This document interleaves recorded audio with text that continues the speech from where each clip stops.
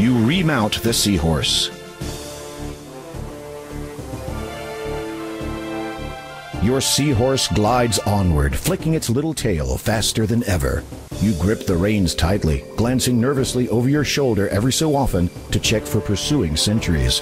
As you make distance, your anxiety melts into relief. But it is to be short-lived.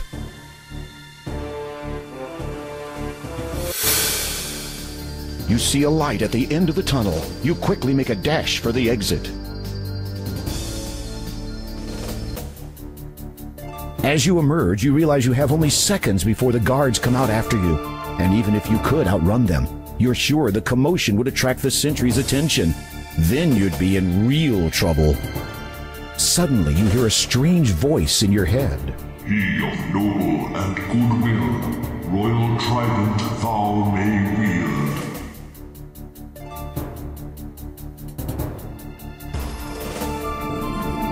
You wonder what that did, if anything at all.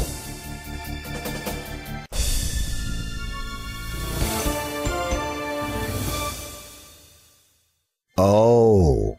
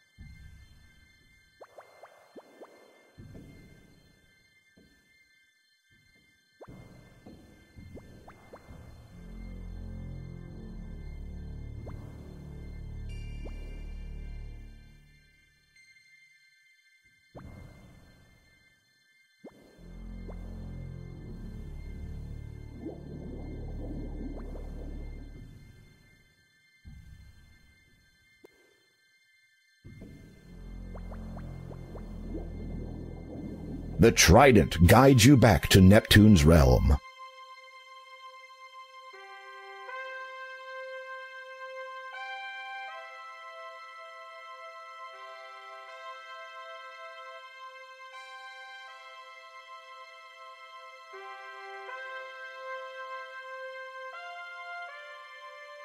You approach the king. He smiles and graciously accepts his trident from you. Then he calls everyone to attention. To commemorate the return of my trident, and to honor King Graham's success, I hereby call for a celebration. The celebration lasts for some time. You eat, drink, and have a merry time with many of the mer people. After a few hours, the festivities wind down, and you finally have a chance to speak with Neptune alone.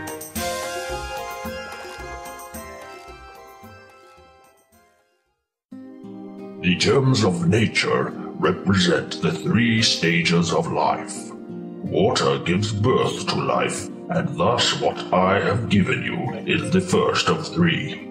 Second is the growth gem, or air gem, for air sustains life and permits it to grow. How might I find the growth gem? I know only that its location is as far above the surface of the land as we are below it. Beyond that, I cannot aid you. A smirk crosses Neptune's face momentarily. You might say that air is not exactly my element. You decide that the beverages consumed were to blame for that one. And the third gem, Your Majesty? Third is the death gem. The completion of life and the natural order of things. The Door of Destiny understands this now, as did the ancients who imprisoned the soul within. As for that gem's location, I had hoped you would have no business venturing to the castle. Kolima was once ruled from that place, but sadly her people have not seen their lord for quite some time. How long a time? Oh, a good 4, maybe 5 decades. Decades? Surely then... If you please, I would prefer not to dwell upon this subject. You have done me a great service this day, and I thank you. Good luck, King Graham, and good speed.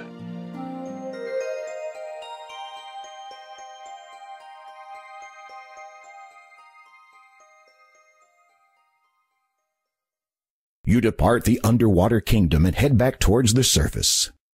What an incredible experience. You are certain you'll never forget the adventure you just had.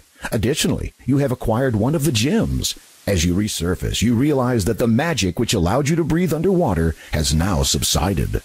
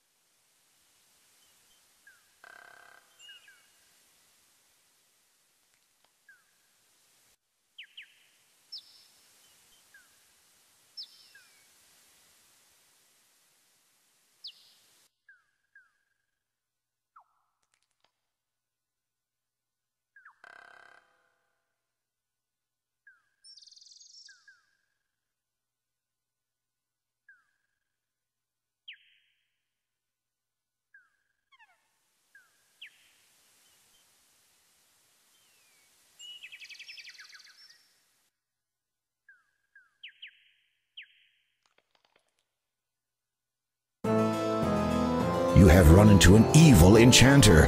Get out of here fast before he turns you into something.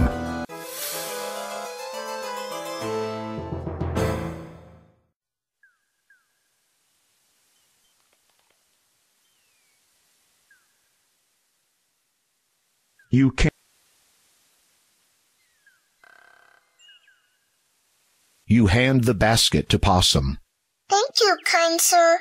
Please take this flower. I'm afraid it's all I have to give you. It is more than enough. I notice that you have picked only yellow flowers. Of course. Is it not customary for one to pick yellow flowers for another who's gravely ill? Certainly it is. I'm sorry to hear about your grandma, Possum. Thank you. Goodbye.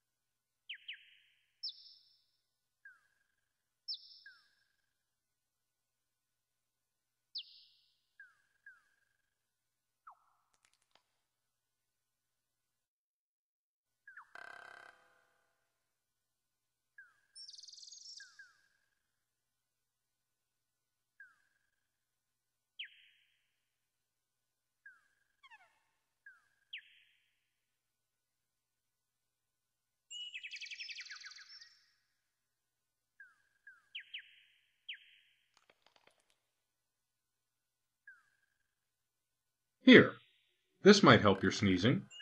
Oh, thanks. Here, you can have this back now. You retrieve the partially used cloth from the haystack. Feel better? Yeah, it's so good to be able to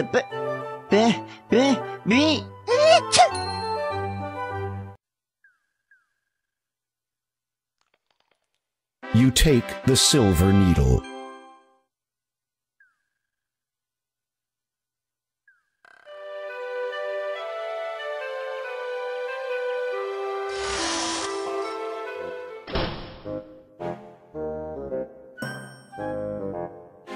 good afternoon. What can I do for you, dear? Hello. Do you sell anything that would aid in ascent up a mountain? Unfortunately, I do not sell climbing equipment, or anything of that sort. This is really a specialist store. Oh. However, I do have an item which you might find useful. This lamp is said to contain a genie. Never tried it myself, of course. I do not believe in using magic to solve my problems. Nature has made us as we are, and we should be glad of that. Uh-huh. How much for the lamp? The old lady hesitates. You sense she wants more from you than your money.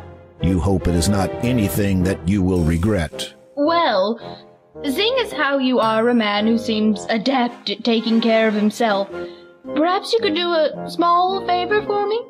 Somehow, you knew she was going to say that. I once owned a beautiful nightingale, quite rare around here, but the sentimental value far outweighs its monetary worth.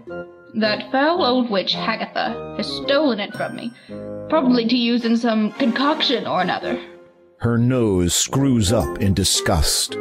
So, if you could be a sweetie and retrieve it for me, I will trade you the lamp for the bird. Agreed? Well, I will see what I can do. Do be careful. If Hagatha should spot you out of her good eye, then you'll be in for it.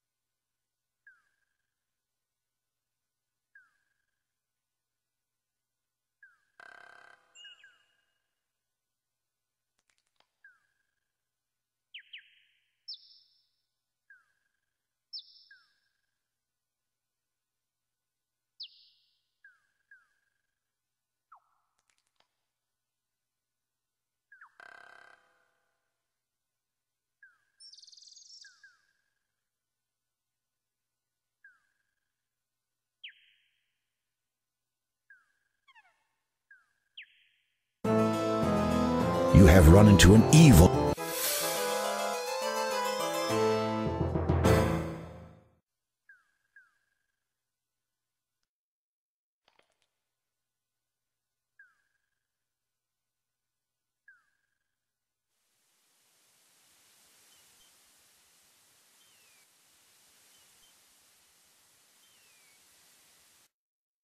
As you face the skull towards the image of the bat above the cave, you notice that its wing has faded slightly.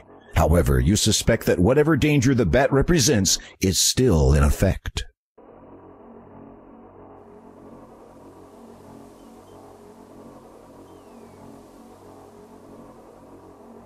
As you attempt to place the birth gem into the skull, you discover that it does not fit properly. Instead, it juts out uselessly like a bulging eyeball.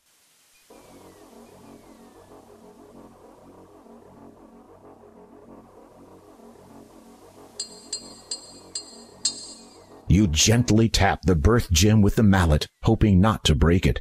It budges only slightly. You give it a harder hit. It moves a bit more. You hold your breath and give the gem an almighty thwack. It pops into the skull.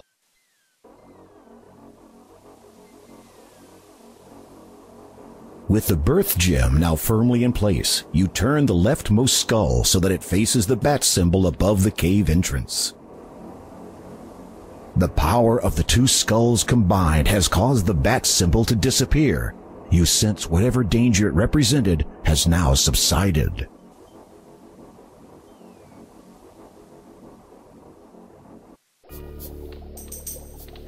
As you enter, you are almost overwhelmed by the foul stench which molests your nostrils. It is obviously coming from whatever Hagatha is cooking in that large cauldron of hers. There are some things of interest on the other side of the cave, but you have no means of crossing over there safely at this time. A caged nightingale sits on the floor near the northern cave wall. The light from outside barely penetrates the interior of this cave. So long as you keep your distance, Hagatha shouldn't notice you.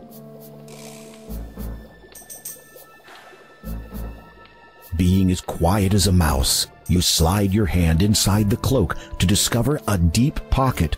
Amongst sticky and disgusting spell ingredients, you find a tiny silver key and a peculiar golden ring-shaped device.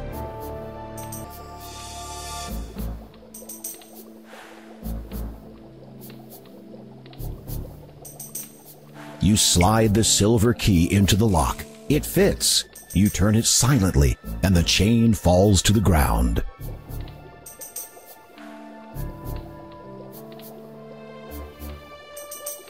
You silently drop the cloth over the cage. Without making a sound, you take the nightingale into your possession.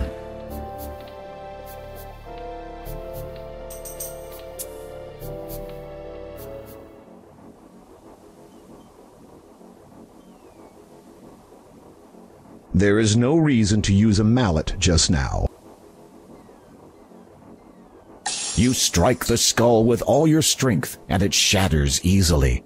The birth gem clatters to the ground, along with a multitude of bone fragments. You reacquire the birth gem.